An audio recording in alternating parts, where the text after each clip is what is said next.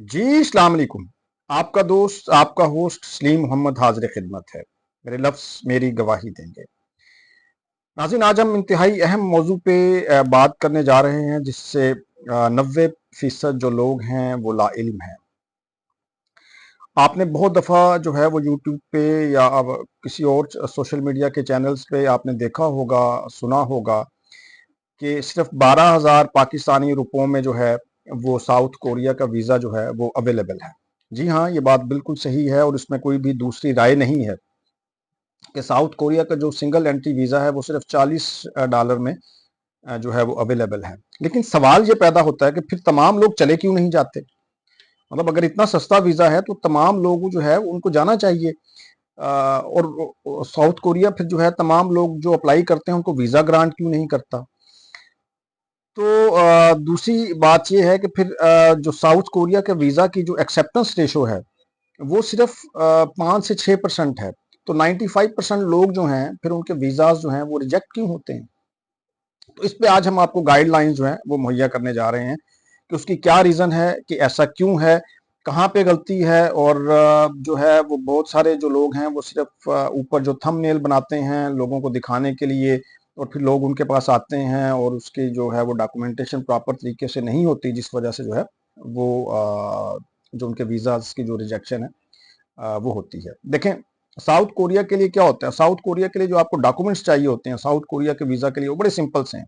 आपको एक अदद पासपोर्ट चाहिए होता है आपका अपना, और शनाख्ती कार्ड की आपको कॉपी चाहिए होती है। 6 अदद जो है आपको तस्वीरें चाहिए होती हैं वाइट बैकग्राउंड के साथ। आपको FRC चाहिए होता है, आपको जो है वो MRC चाहिए होता है। FRC means family registration certificate, MRC means marriage registration certificate. आपको बैंक स्टेटमेंट चाहिए होती है जो कि 6 माह पुरानी आपकी होनी चाहिए, जिसमें कम अज़ कम भी जो है वो 30 लाख का बैलेंस जो है वो शो हो रहा हो, और 1 मंथ जो है वो उसको हो गया हो, उसको उसके अंदर उस अमाउंट को। ऐसा नहीं है कि आज आपने जो वो 30 लाख उसमें डाला है और वो आपने वो बैंक स्टेटमेंट निकलवाई और आप फिर चले गए हैं कि हाँ जी मेरे को तो 30 लाख है तो मैंने आप साउथ कोरिया का जरा वीज़ा दे दो। उसके बाद क्या होता है, आपको पोलियो कार्ड चाहिए होता है, आपको वैक्सीन कार्ड जो है वो चाहिए होता है, आपको हेल्थ इंश्योरेंस चाहिए होती है, आपको होटल की बुकिंग जो है वो रिक्वायर्ड होती है, आपको रिटर्न टिकट जो है वो चाहिए होती है, आपको NTN नंबर जो है वो चाहिए होता है, आपका जो है वो कवरिंग लेटर जो है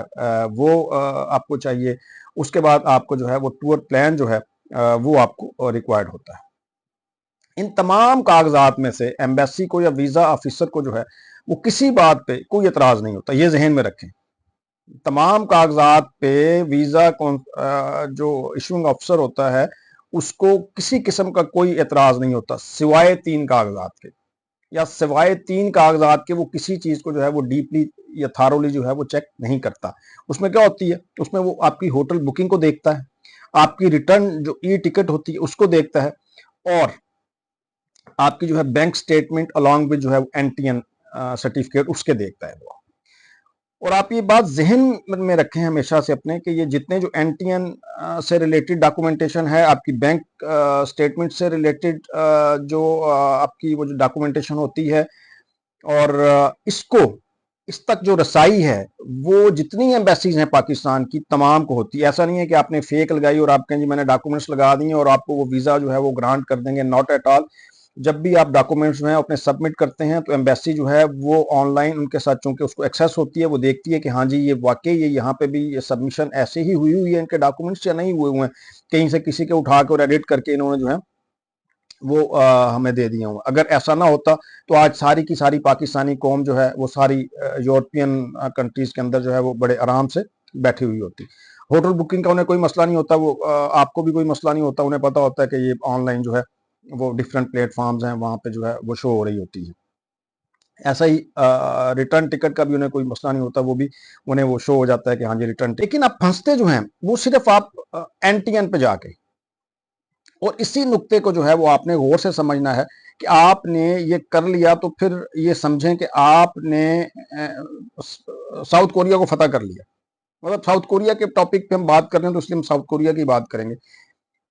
तो मैं आपको पहले स्क्रीन पे लेके चलता हूँ, आपने जो है ना उसको देखना है कि वो कैसे जो है आपने NTN को मैनेज करना है, क्योंकि इसमें सिर्फ एक ही एलिमेंट है आपने उनको सिर्फ एनटीएन नंबर पे मुतमईन करना है तो आप समझें आपका वीजा पक्का, बाकी इसमें किसी किस्म की कोई हर्डल नहीं है।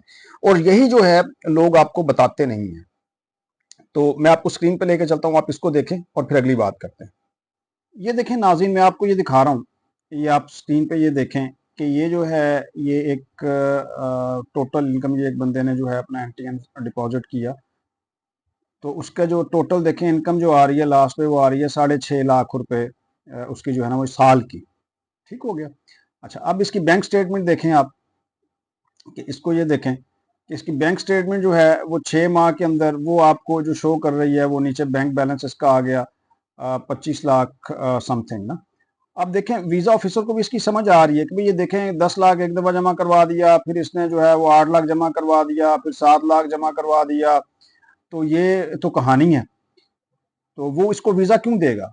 बेसिकली इस बंदे का जो है ना वीजा जो है वो रिजेक्ट हुआ। तो अब ये देखें कि वीजा रिजेक्शन की रीजन जो बनी वो सिर्फ एनटीएन ही बना, बाकी तो डॉक्यूमेंट्स के अंदर कुछ ना आपको चाहिए होता है, ना उसकी वेरिफिकेशन करने की जरूरत होती है, वो तो नॉर्मल से डॉक्यूमेंट्स होते हैं। अब एक बंदे की इनकम जो शो हो रही है एनटीएन के अंदर, इनकम टैक्स जिसके ऊपर देना है उसने, तो वो शो हुई 6.5 लाख रुपए।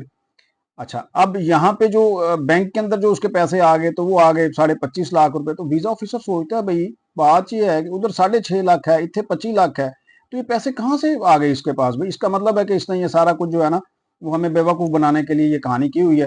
तो चलो टाटा बाय बाय हो जाए। अब मैं आपको दूसरी जो है ना वो दिखाता हूँ, आप उसको वो देखिएगा, तो आपको फिर थोड़ा सा वो समझने में आसानी हो जाएगी।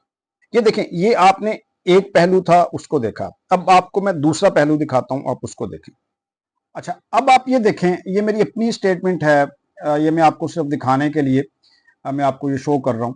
ये देखें, जब आप इसको जो है अपने एसेट्स को जब आप डिक्लेयर करते हैं तो क्या होता है कि आपको ये देखें कि टोटल एसेट्स इनसाइड पाकिस्तान ये आपके आएंगे, एसेट्स हेल्ड आउटसाइड पाकिस्तान आपके ये आएंगे, assets held outside Pakistan investment in UAE, total assets आपके ये हो गए, total assets held outside Pakistan ये आपके हो गए, फिर नेट एसेट्स करंट ईयर आपके ये हो गए, फिर नेट एसेट्स प्रीवियस ईयर आपके जो हैं वो इतने हो गए। तो इसलिए हमेशा से जब आप कभी अपनी एफबीआर के अंदर अपना एनटीएन नंबर के लिए जब आप अप्लाई करते हैं तो आपको इन चीज़ों को जो है वो हमेशा से वो जो है मैनेज करना पड़ता है, तब जाके कहीं जो है वीजा ऑफिसर को आप मुतमईन कर सकते हैं, अदरवाइज वो आपसे कभी भी मुतमईन नहीं होगा। तो इसलिए इन चीज़ों का ख्याल रखना है।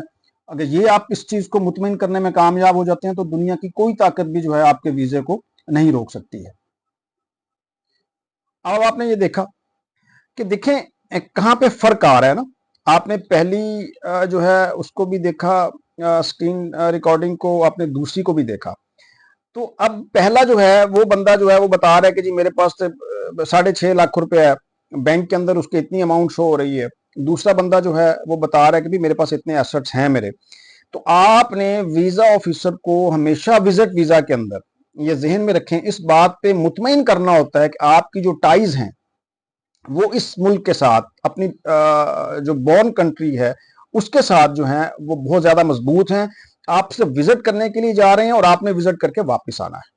अगर उसको ये शक हो जाए कि इसके पास तो इतने कुछ भी नहीं है, कुलते 2-3 लाख रुपए की कहानी है, तो सिर्फ उठे जाके निकल के लिए आनी मचानी है और उधर जाके सिर्फ इसने हमें बाद में तंगी करना है कल को, जी मैंने असाइलम दे दो, मैंने पीछे जान का खतरा है, मैंने अमान का खतरा है, मैं जाए पना मुझे यहाँ पे चाहिए, तो फिर आपको कौन वीजा देगा?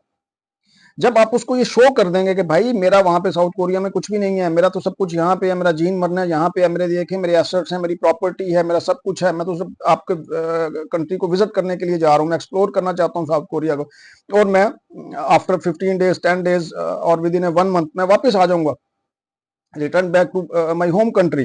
तो फिर क्या होता है, फिर आपको वो आंखें बंद करके वीजा देता है। और आपने साबित कहां से करना होता है? आपने साबित हमेशा ये एनटीएन नंबर से और अपने एनटीएन की जो स्टेटमेंट होती है, जो आपने डॉक्यूमेंट्स वहां पे सबमिट किए होते हैं, उससे साबित होता है। बाकी तो किसी डॉक्यूमेंट से साबित नहीं होगा ना। पासपोर्ट आपका कोई कुछ भी नहीं होगा, उसको तस्वीरें आपकी क्या करेगा, वो कुछ नहीं करेगा। अब आपकी उसको बैंक स्टेटमेंट में आपने जो शो कर दिया वो पैसे उसके सामने आ गए। तो सिर्फ और सिर्फ एनटीएन जो है एक वाहिद ऐसी चीज बचती है जिसको आप अगर उसको मुतमईन कर दिया, आपने उसको अच्छे तरीके से बना लिया, तो इसको बनाने के लिए आपको अच्छे माहिर की जो है वो खिदमात हमेशा से लेनी चाहिए। और आप इसको बना के तो फिर आप साउथ कोरिया टक टक टक करके आप जा सकते हैं। तो इजाज़त दीजिए, अल्लाह हाफ़िज़।